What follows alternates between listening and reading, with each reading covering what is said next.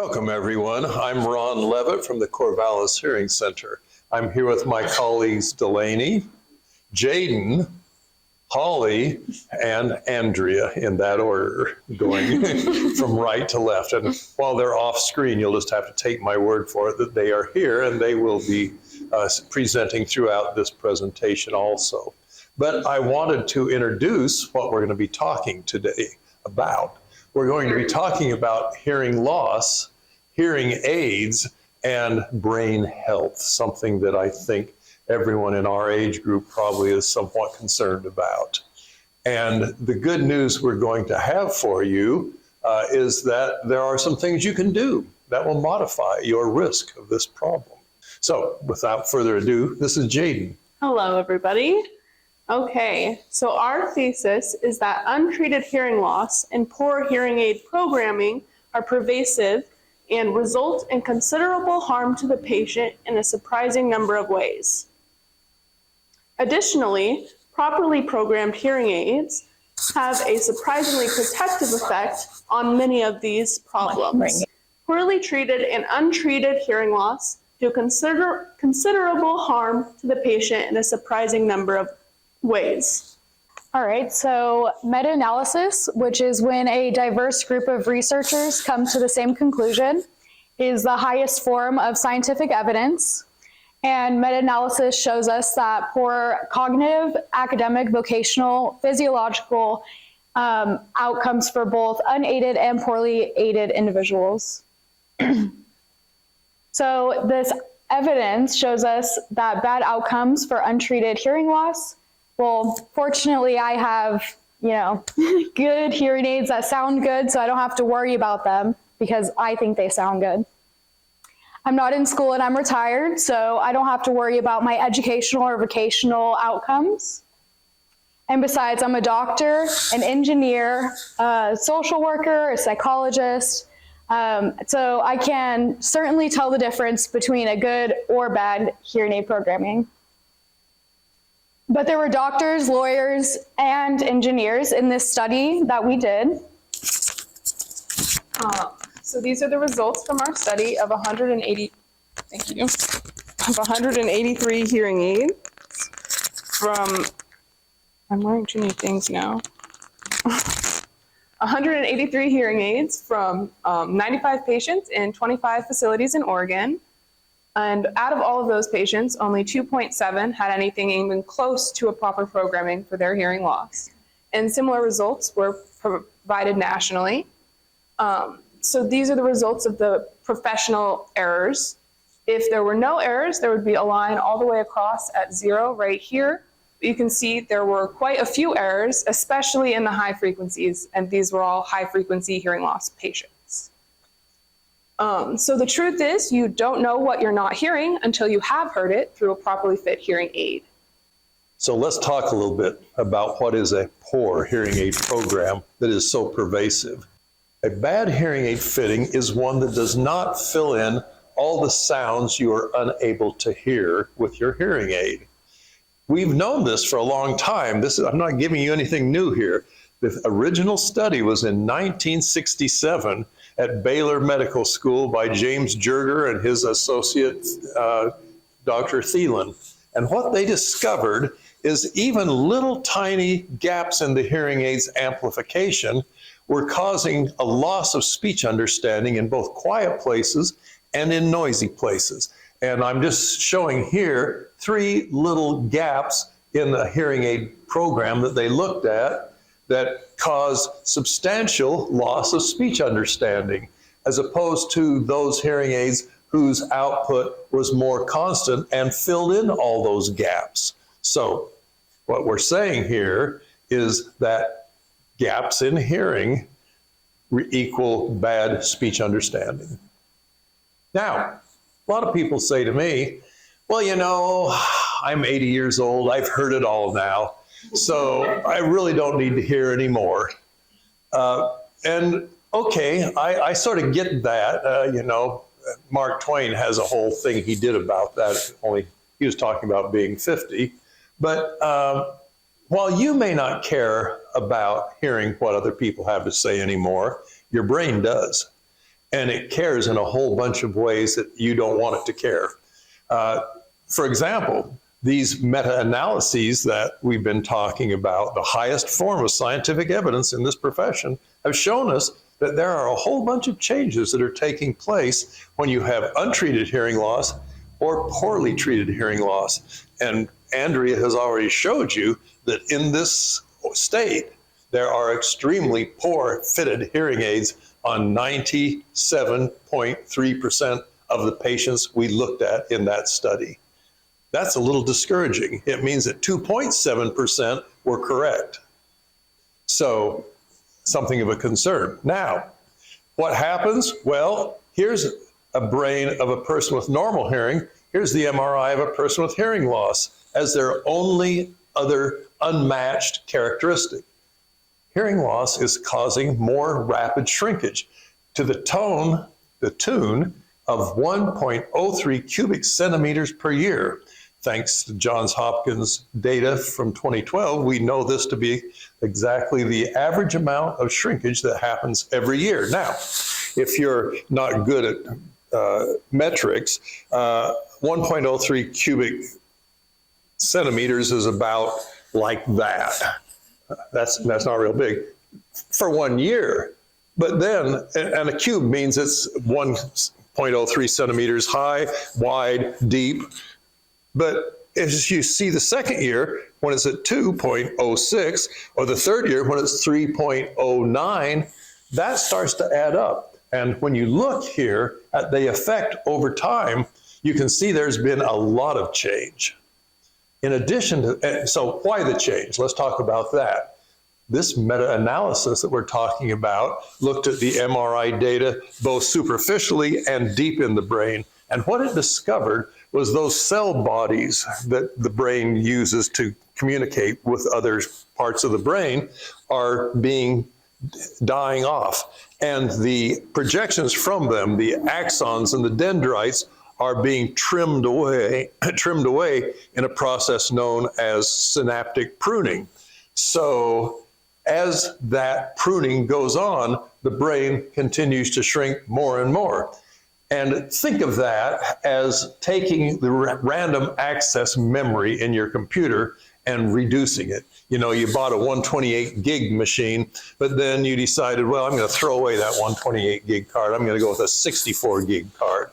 Well, okay, you just cut the real-time processing power in half. But then you decide, well, I'm going to get rid of the 64. I'm going to get a 32 put in there. All of a sudden, everything's running a little slower.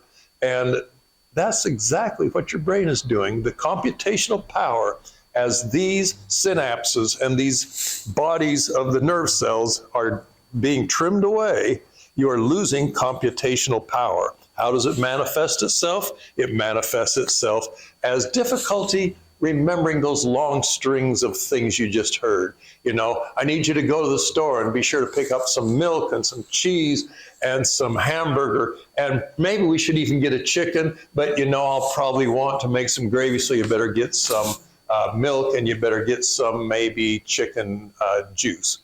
And then we'll have everything we need. Well, as this computational power starts shrinking away, those auditory tasks become more and more difficult to handle. And we just saw it today.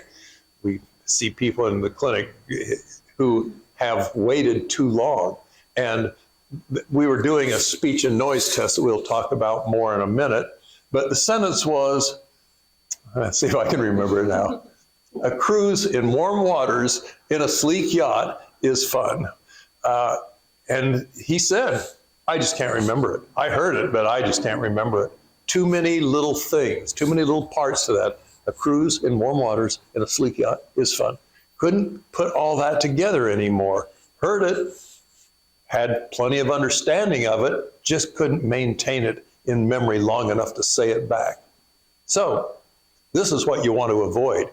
And so, like I said, maybe you don't care so much about what people have to say anymore, but your brain does. Now, is there any good news to this? Yeah, there is. Might properly fit hearing aids help you with this problem? This is the great news. Let's start off with the first study that was published in this year. It was from the people at the University of Singapore Medical School.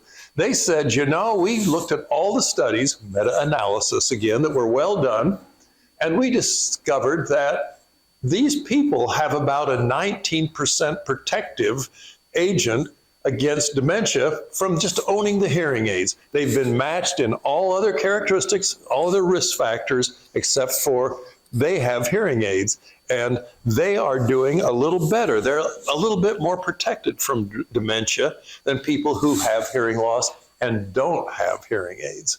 That sounded pretty good. 19%, not great, but you know, still. Well, then along comes this group at Johns Hopkins in this summer, and they published their study that they've been running for the last 3 years, and they said, oh, no. We did it differently. We insisted that all those gaps we were talking about, that Jerger and Thielen told us about, we filled them in. We insisted on that as part of the study.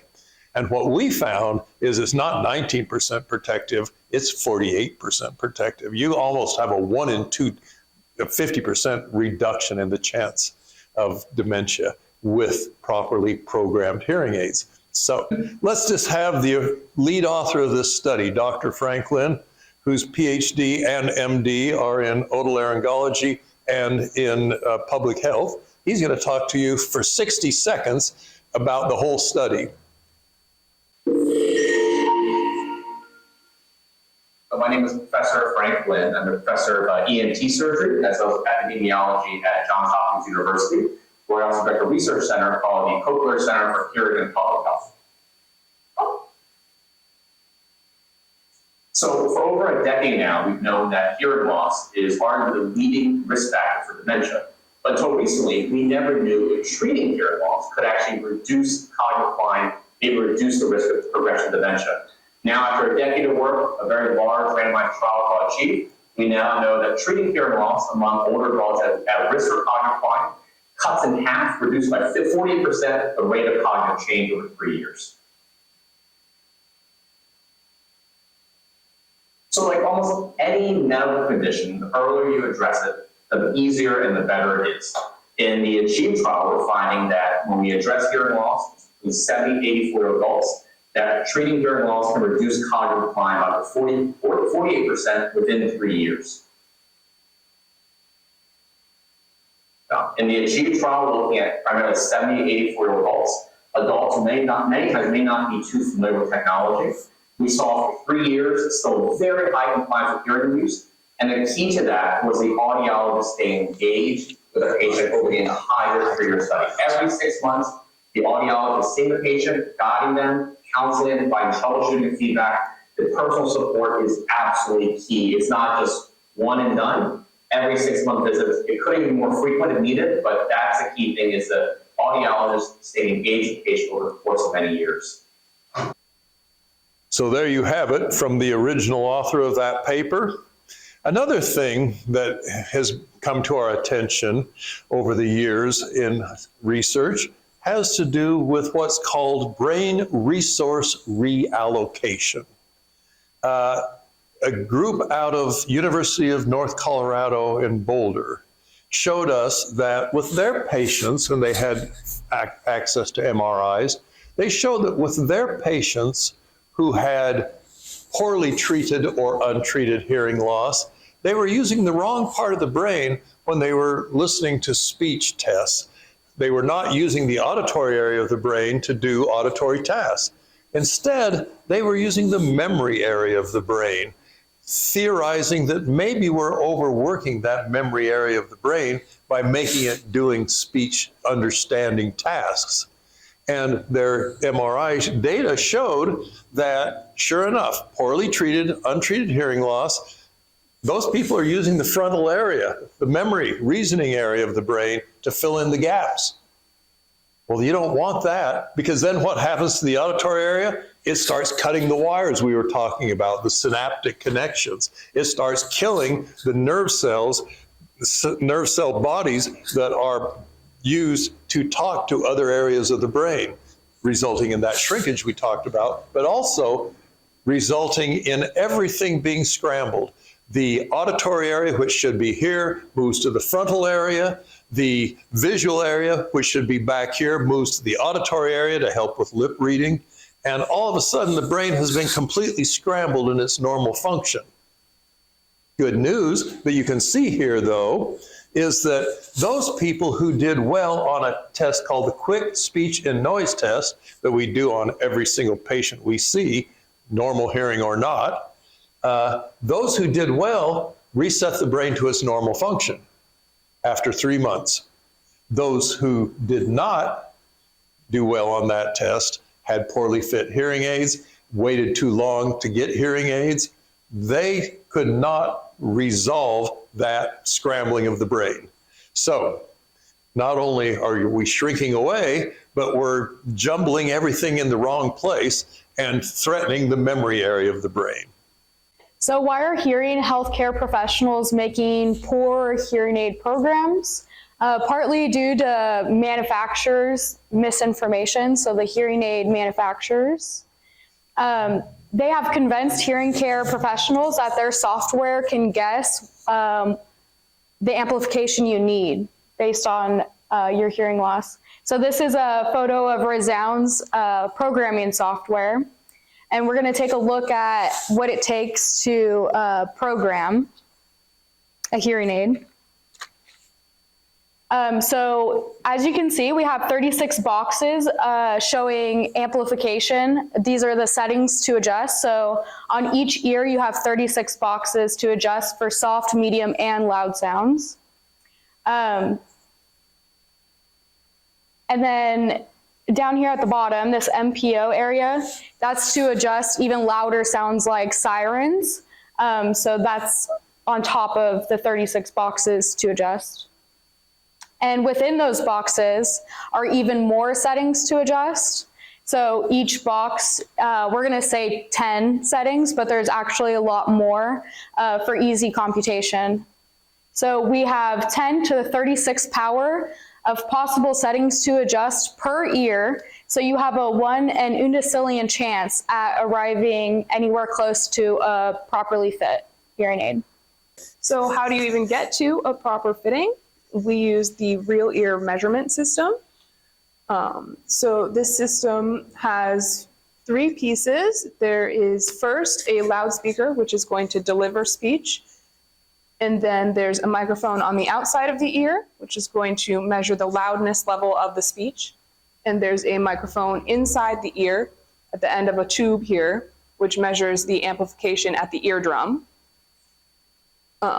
So after all of those measurements are calculated, the amount of amplification is compared to the patient's hearing loss on this graph over here. And then the percent of speech sounds that you can hear with the hearing aid is computed as aided SII over here. And then the percent of speech sounds that you can hear without the hearing aid is computed as unaided SII right there. So in this example, the patient is hearing 20 percentage points more with the hearing aid than they were hearing without. But does hearing these speech sounds equate to understanding speech? No, there are other tests that are necessary, especially speech testing in noise. So studies have shown that those who score like a normal hearing person on these tests are able to reset the brain to its normal function. The closer you are able to score to a normal hearing person, the more your brain is going to act like normal. So we did a study to determine why 63 of our patients with hearing aids were able to score normally on the quick speech and noise test. And it's mainly due to their cognitive function. So a little bit about these 63 patients is the average age of them were 59-year-old males. A little more than half of them were males with a bachelor's degree. And you can see down here that they wore their hearing aids for about 7.5 hours a day. And within those 7.5 hours, they were in a noisy environment for about 4 hours, which is really important. That means they're active.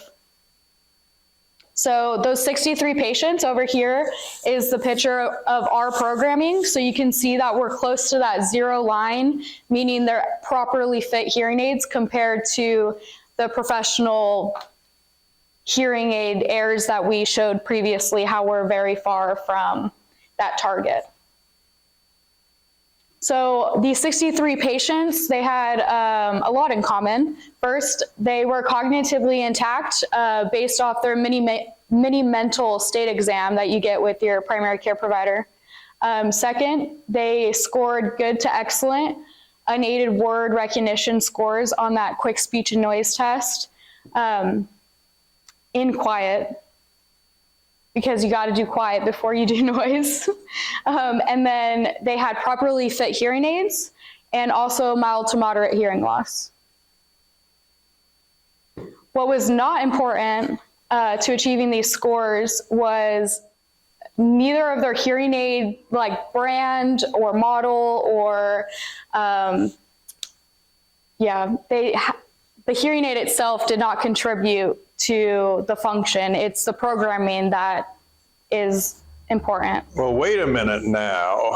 You're telling me that, I got one. She'll be able to hear me. You're telling me that the newest hearing aids are no better than 4-year-old hearing aids for Right. speech understanding? It doesn't matter all those new things that you see in AARP magazine, those are not a variable that gives you better speech understanding and noise? Absolutely not. Oh, Yeah, well, it's the programming. there must have been some manufacturer misinformation. In summary, the hearing care professional should assure that there is sufficient audibility provided by the hearing aids using real ear verification. There are regularly scheduled follow-up appointments to maintain hearing levels, because they can change over time. You can get earwax blockages in your ears or in the hearing aids. So we need to keep up to date on all of that. And then 3, we need aided speech and noise tests. So after you've got the hearing aids programmed, we need to keep testing the QSIN to see if you're improving and make sure that the fitting is proper. And then if you're not scoring well on those tests, even after you've received a proper fitting, then you should get an external microphone like we've been using here, so that you can use them in crowded areas. They're most functional if you give them to the person who's speaking, or some iPhones also have a version of this called Live Listen, so you can use the phone instead of the microphone. You just hand it to the person who's speaking and you won't be able to hear the external noise as much, the background noise as much. And then finally, there should be regularly scheduled cognitive exams, so like a yearly updated exam to make sure you're not deteriorating.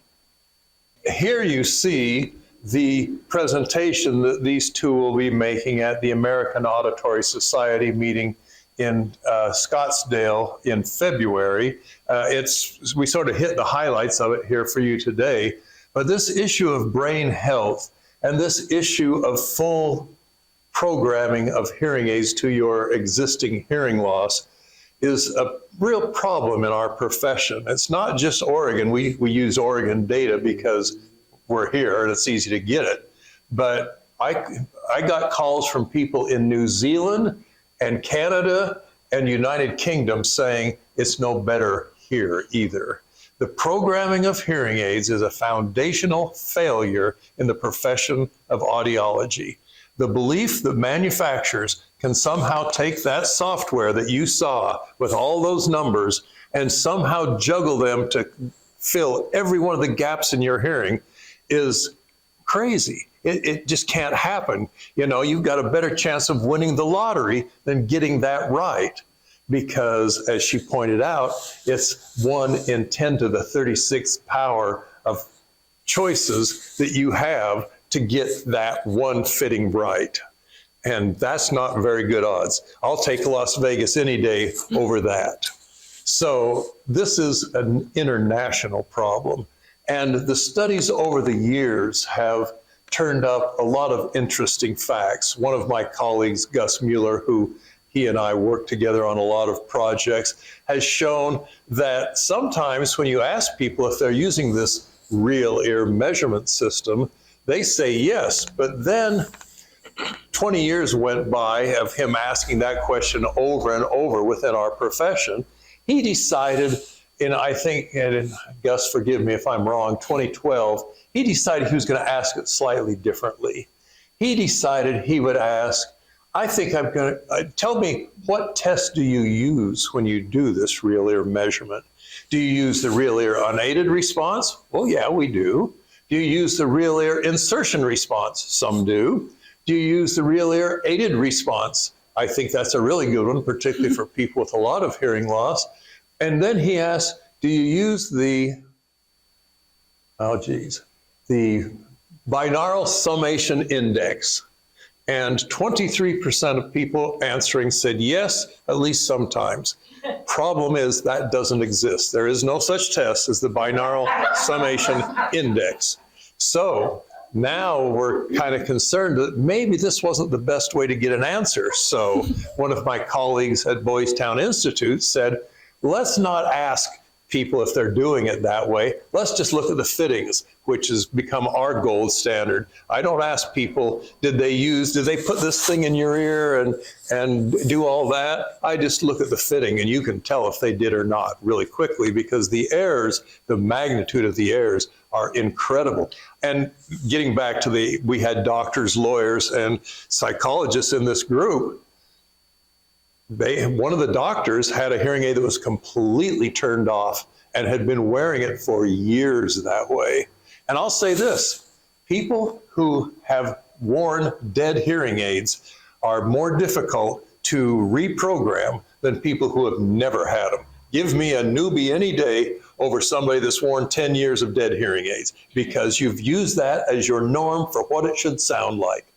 And in a very upsetting study, my colleague Larry Humes and his group at Indiana University showed that if you get a bunch of people who have the average of a master's degree, no cognitive problems, and mild to moderate hearing losses, like many of you in this room, 36%, 35 or 6, depending on which of the two studies you look at, are willing to pay you $1,800 per hearing aid for a hearing aid that's dead.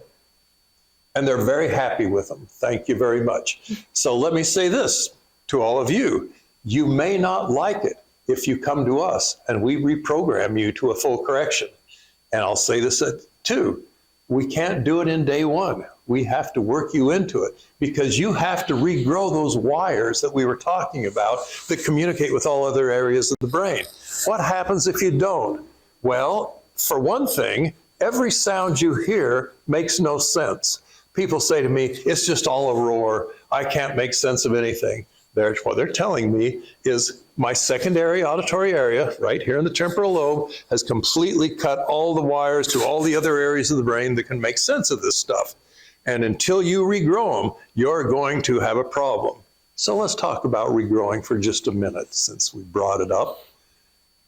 Studies out of University of Colorado Boulder and some in the United Kingdom suggest that you need a minimum of 3 months of hearing aid use, using them a minimum of 6 hours per day, 7 days a week to get these benefits. Well, people that say to me, and we had this happen today and the day before and the day before and 47 years before that. I was out in the rain today, and so I didn't wear them. And then I forgot to put them on when I got back. Or perhaps, well, you know, I'm home alone. There's really nothing to hear. Well, without them, that's absolutely true. There is nothing to hear. Some of you, when you take off your hearing aid or your cochlear implant, there is nothing to hear. But there's something there, and that something there is helping you regrow those wires. And if you're taking that hearing aid off, or worse, and this is a real problem, and I blame manufacturers for this, you're turning it down. You are compromising the fitting in an unpredictable way, because while it is necessary through the federal laws to have a hearing aid that matches exactly the characteristics that they say it does when it's manufactured, the software you use in your phone to turn it up and down, there's no requirements for calibration there. Who knows what you're doing when you turn that thing down? Are you turning down all the frequencies? I don't know. I don't know what you're doing, and I don't know what the hearing aid's doing, but your brain does. Your brain knows that something's wrong here. I'm not getting what I need to grow those wires, because you have to ask yourself again, do I want 19% risk factor reduction against dementia, or do I want 48? Well, I think most of us want 48. And if you want it, then you're going to have to tough it out with that hearing aid and not turn it down. All right, and after this, I believe we have your questions. Yes. What about using a hearing aid when you're using earphones? Well, several things. First, remember your hearing aids are all these days, unless you're buying them from over the counter and some unknown name brand, they all have wireless capabilities. So why not just stream directly to the hearing aids, because it's adjusted exactly to your hearing loss, whereas the earphones are not. The earphones are built for normal hearing people. Normal hearing people have equal hearing at every single pitch important for understanding speech. You don't. You have progressively more hearing loss, most of you, in the high frequencies, in the high pitches. So sounds like S, SH, CH, TH, WH, P, T, K, F. All the voiceless consonants are outside your range of hearing. So your hearing aid has to disproportionately shove those high frequencies up while not pushing too much on the lows where most of you hear pretty well. So why wear an earphone designed for some hearing loss that doesn't meet yours at all when you can just stream directly from, like you're doing right now? I'm streaming my voice directly to not only a hearing aid, but a cochlear implant simultaneously. Oh, yes. And we talked about signal to noise ratio a little bit, but let's touch on that just a bit. You would be amazed what a difference it makes to have the microphone here as opposed to having the microphone here. My voice virtually drops in a level that you're really struggling to hear when it's that far away. So this, for those of you who cannot score normally on that speech and noise test, is a very important piece of technology. Okay, the question was, what do we mean by a dead hearing aid? How can you get a hearing aid that doesn't do anything? Well, let's get back to what's good science. A good scientific project is one that has what's called a randomized controlled trial. And in that trial, you have one group that gets the treatment you think might be helpful, and the other one that gets a placebo. The placebo is a dead hearing aid in this study that Humes et al. Did in 2017, thank you. That's why I bring these guys along. And what he found is, and he randomly assigned them to groups, that's the randomized control trial part of this study. And then he just said, how do you like them?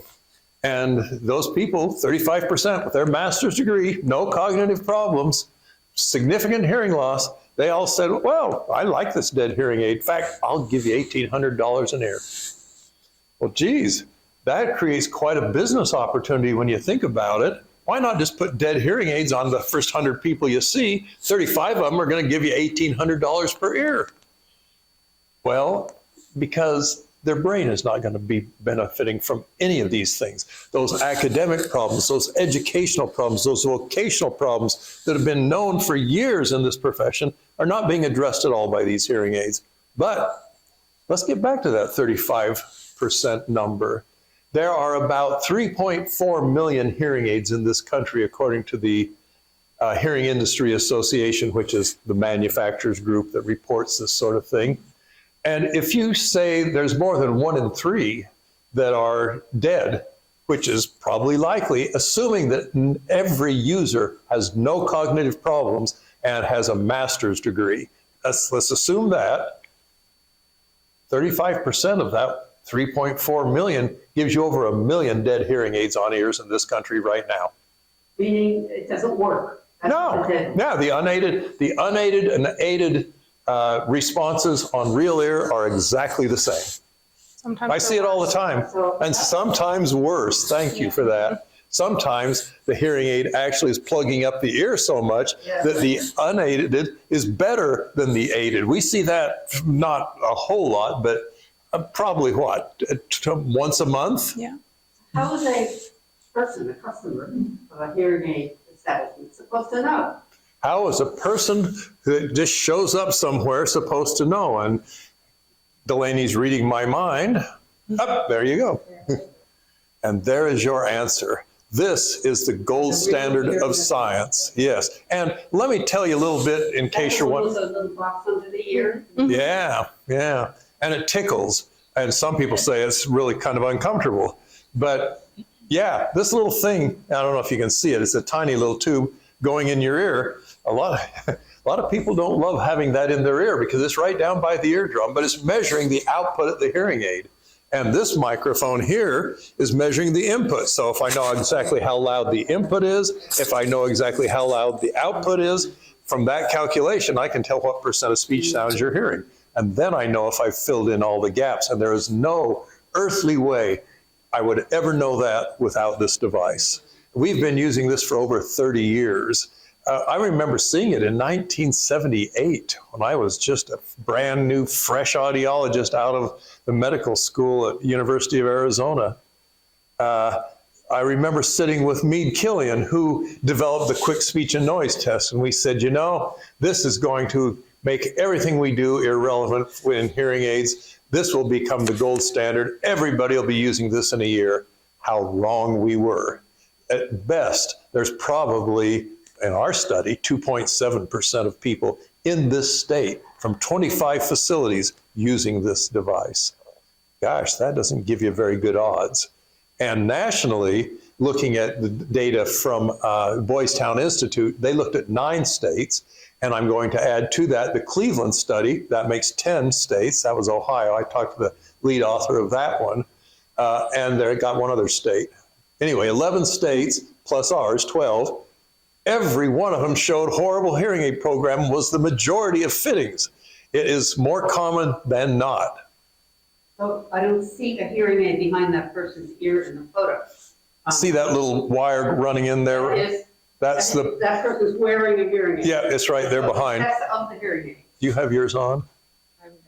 Yeah, pull your hair back if you would so you can see what you're talking about. There you go. Yeah, and then the wire runs down into the ear. So it's a test of the For the apparatus. measurement, we actually Absolutely. measure before and after. So you put the tube in without the hearing aid, you measure what your ear's doing before, and then you put the hearing aid in after. So wherever we get a hearing aid, they should do that. Oh, yes. Yes. Otherwise, you're the 1 to the 36 power likelihood of getting it correct. That should be done about every Well, Franklin brought up a very good point. He said it is not one and done. What did he mean by that? You don't just hang it on the ear and say, oh, there you go. And I hate to say this because I know it sounds like we're not really caring about this, but I rarely pay attention to what people say in terms of sound quality or how does it sound. I virtually never ask that question. I know what it sounds like. It sounds foreign, very unusual. Remember when we first put it on you, on that ear that you thought was dead forever? It just didn't sound, it's not what I'm used to. My goodness, this is so odd. It sounds, I'll give you the list of things I've heard: hollow, tinny, strident, harsh. Do you have any to add to that? Sharp, echoey. Echoey, thank you. My own voice. Oh, I'm hearing my own voice. Well, okay, yeah, let's talk about that. Have you ever heard a deaf person talk, a person born deaf? It doesn't sound right because they've never heard their own voice. There is no feedback loop there. They don't have any idea what they sound like. And until they get cochlear implants, and by the way, my personal bias, they should do it when they're 6 months old after we've discovered deafness, because otherwise they're never going to hear their voice right. And their speech will represent exactly what they're hearing or what little they're hearing. So when people say to me, my own voice sounds different, good. If it didn't, then they're telling me, oh, I'm in that placebo group. I've got a dead hearing aid and this is perfect. It sounds just like I put it on, take it off. It's just the same. Yeah. I mean, 35%, and the second study, 36% say, oh, this is good. I'll give you $1,800 for it. They got a master's degree. They got no cognitive problems. What about people who don't have a master's degree? What about people who have cognitive problems? What if that number was even larger in that group? What if it was 50%? What if half of the hearing aids in this country, that 3.4 million, what if half of them are dead? And I can tell you from our study, a lot of them are pretty close to dead. I will repeat the questions for all these microphones we're wearing. The question was, what about people who already have cognitive problems? What about those people who are already manifesting some dementia? Well, let's go first to the scientific answer. It has been shown that there is a point of no return. And that's why I want to echo what Dr. Lin said. Do it sooner rather than later. Remember, we said there's nobody in our group who have 6,000 hearing aid wearers who with severe hearing loss can score normally on that test. We cannot reset them completely. So they absolutely have to use one of these, because that makes all the difference. And remember what I said, it has to be close. Just doing this practically takes her off the air. So the difference in loudness between here and there is shocking, but that's why you want to keep it close. Don't think you can just slide it on the table over there when those people are talking on that end of the table and hear everything they're saying. You're not getting near the signal you would get if it were within 6 inches. We did another study on that about 30 years ago. So that was the scientific answer, is they have shown there's a point of no return. And it's an interesting study. What they looked at was people who had severe hearing losses, and some of them had worn hearing aids right up to the point where they got cochlear implants, and some of them had never worn them and were deaf all their life. And they looked at their functional MRIs to see what activity there was going on in the brain to speech. Well, those people who had been wearing hearing aids right up to the point of when they got the cochlear implant, they were lighting up the auditory area of the brain just like they should. By contrast, those people who are always deaf, and I have 2 assistants, you know both of them, who waited until they were in their late 20s, always had deaf ears, tried to get cochlear implants on those deaf ears, hated them because they could never light up the auditory area. And they said quite eloquently to me, it's not that I'm not hearing sounds, I am, but they are so garbled, so useless to me that it's actually making it more problematic for my hearing aid ear. So they had to quit wearing them. So there is a point of no return.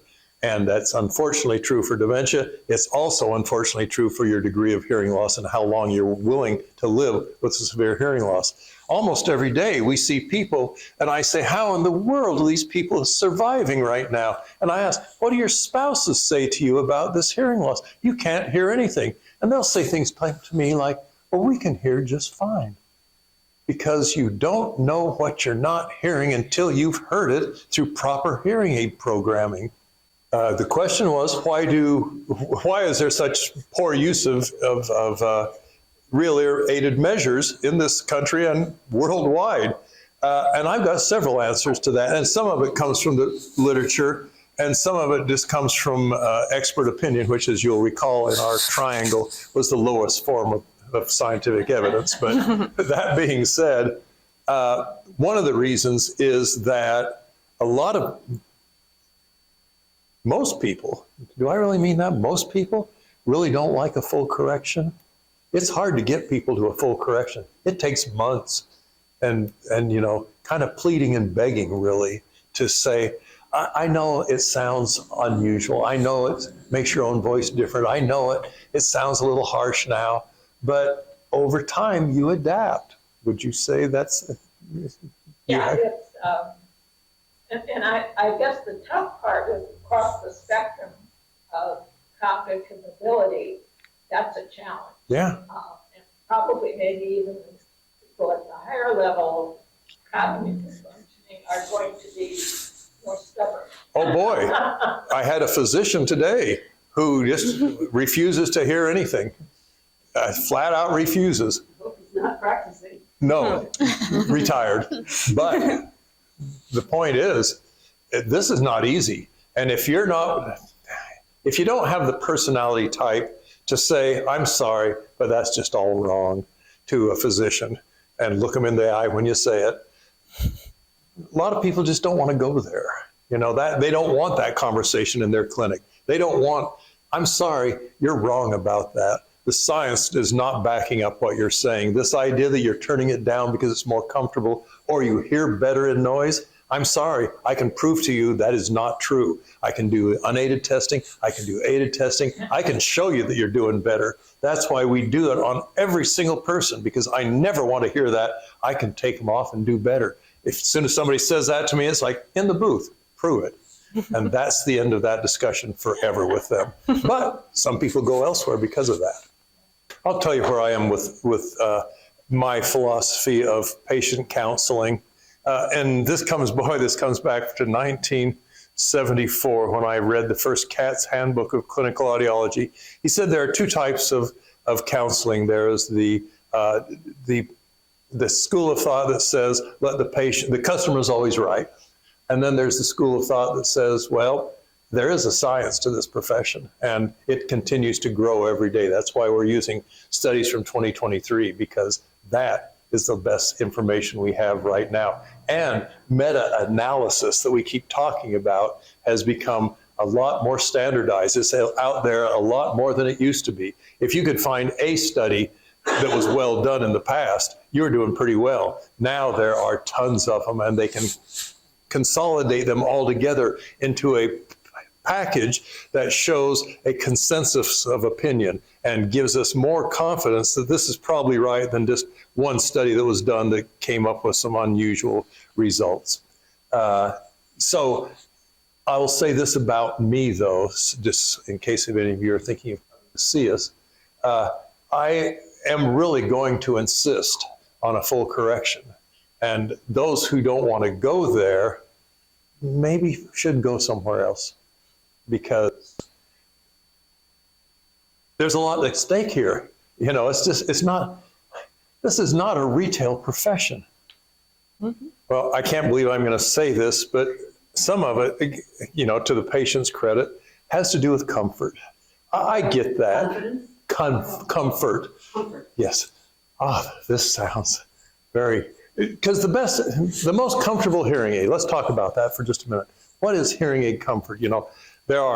There is a school of thought in this profession, and it's a pretty big school of thought. Some of my co-authors on many papers have said, we've got to get a patient survey.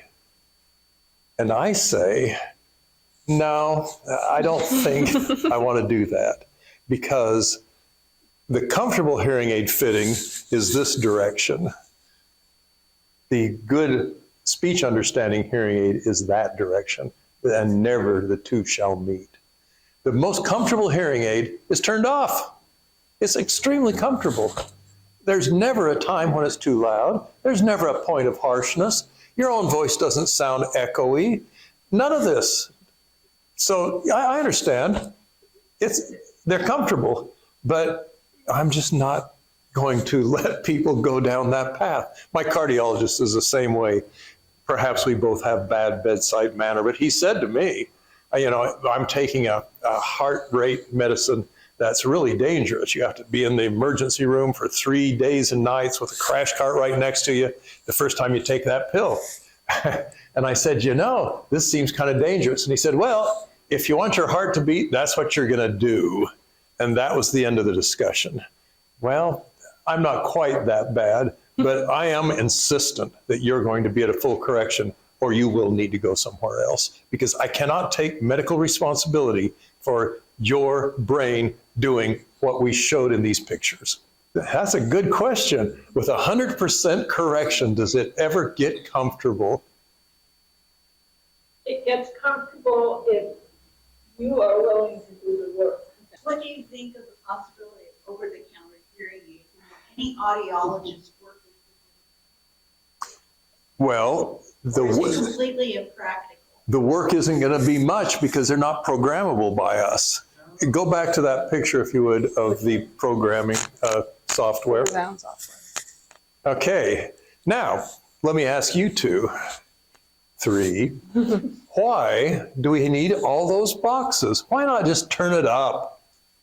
Filling in the gaps. Yeah. Yes. You need more of the frequencies to get all the. How many do you need? What about just 3? Don't we need, why don't we just settle this down really to bumpy. 3 big boxes? This one will be from $250 to $750. This one will be from $1,000 to $2,500. This one will be from $3,000 to $6,000.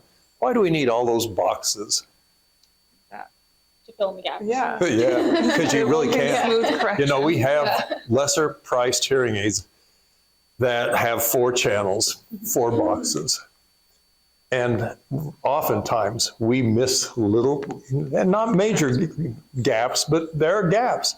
I really need, going back to that picture again, I need all these because that allows me to really get what I want. And those over-the-counter hearing aids don't give me this.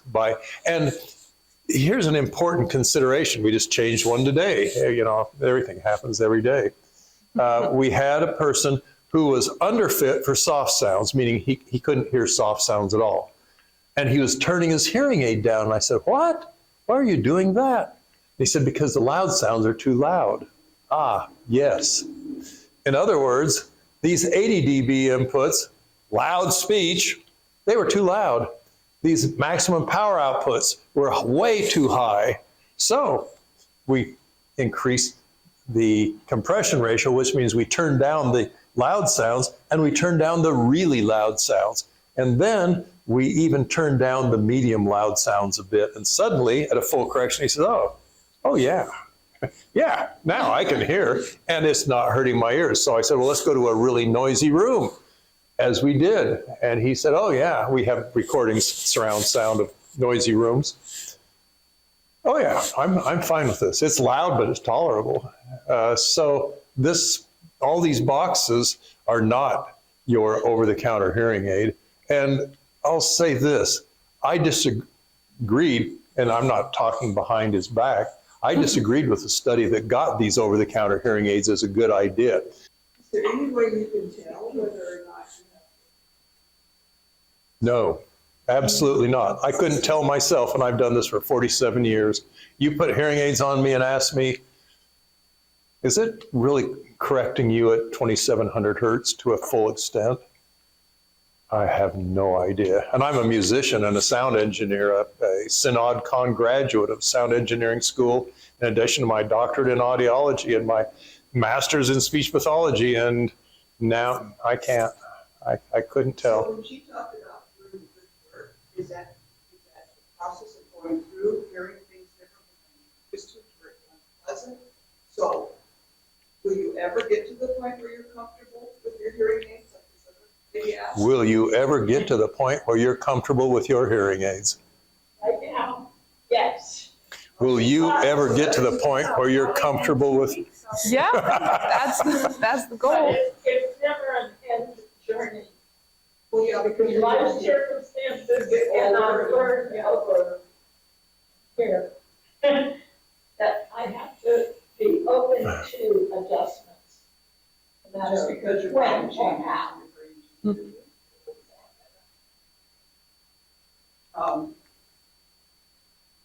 This raises a lot. Can't even think of it. Second.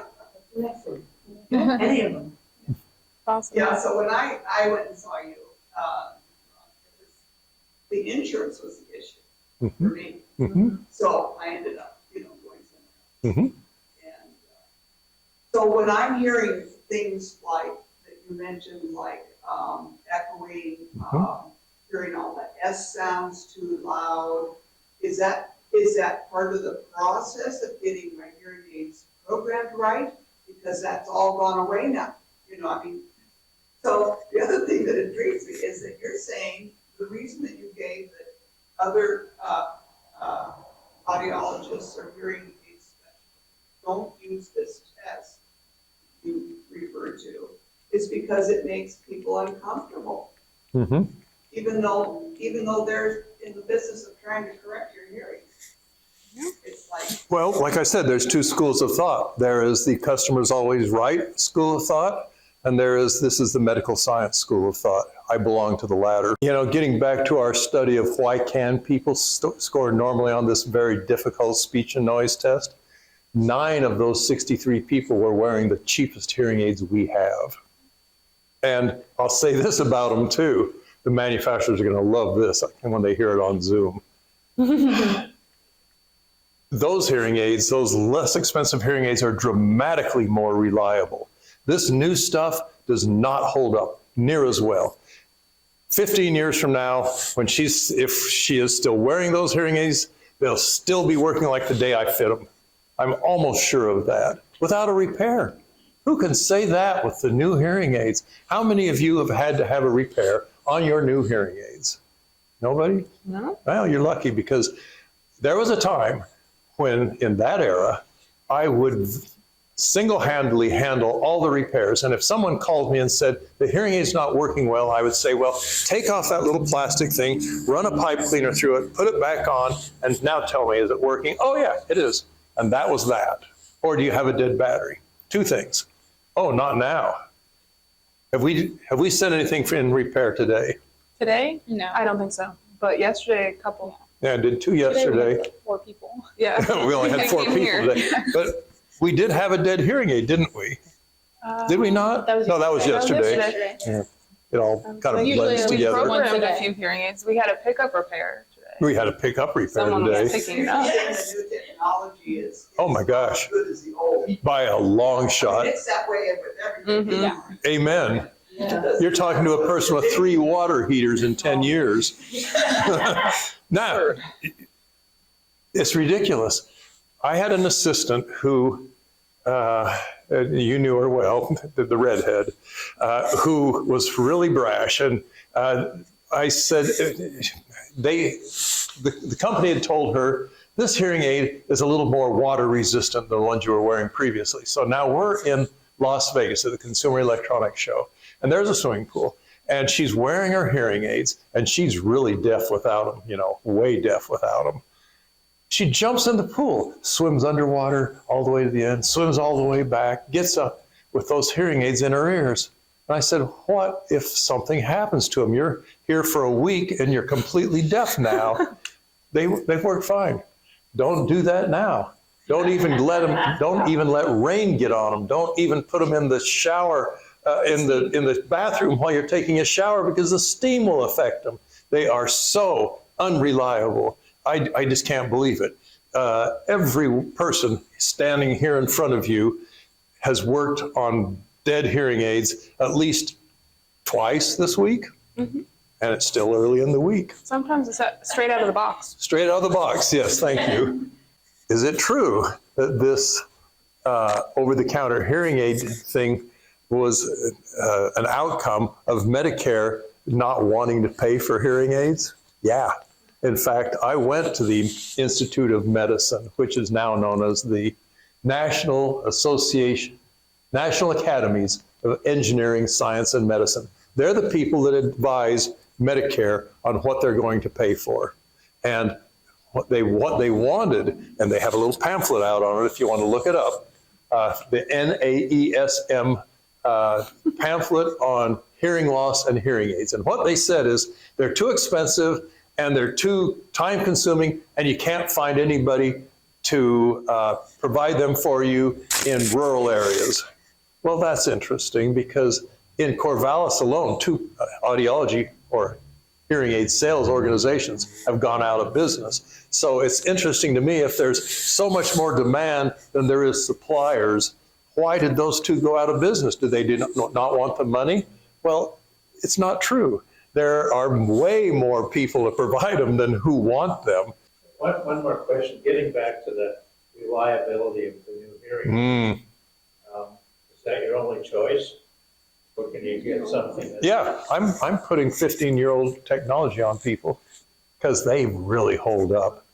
I mean, we see people who have been wearing them for 15 years, and they are like the day I fit them. They're still working just as well. Can you still get those 15 years? Absolutely. We order them, have them refurbished, and put them on lots of people. I'd say, what, a third of the people in our, Use them as much as we can. try to use them as much as we can. The only downside is if you have a rapidly progressive hearing loss, I can't do something that really helps me. I can't change that loudspeaker from a mild power one to a medium power to a high power to an ultra power. I was hoping one of my assistants named Tanya, who is a lifelong hearing aid wearer, could be here today because she's gone through that exact thing.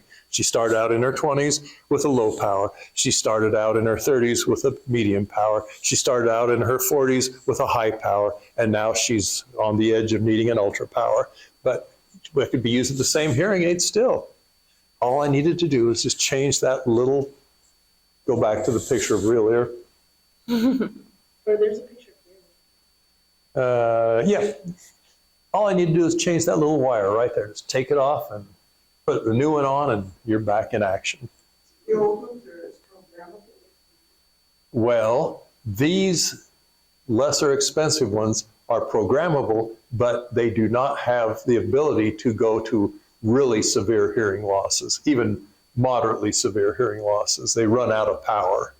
And in fact, if I want to try one on somebody and I have to floorboard it the first day they're there to get enough correction that they can actually hear, that's not a good hearing aid for them, because I know next year their hearing is going to be down just a bit and the program will be a little bit off, and then I'll say, well, you know, it's only a few percentage points. It's not worth a whole new hearing aid. But over the years, that gap starts getting bigger and bigger and bigger until finally you just have to say, we got to change now. I can't get there anymore. All right, well, that's all I've got. Thank you very much. It's been a pleasure to be here. Thank you, Mike, for having us here.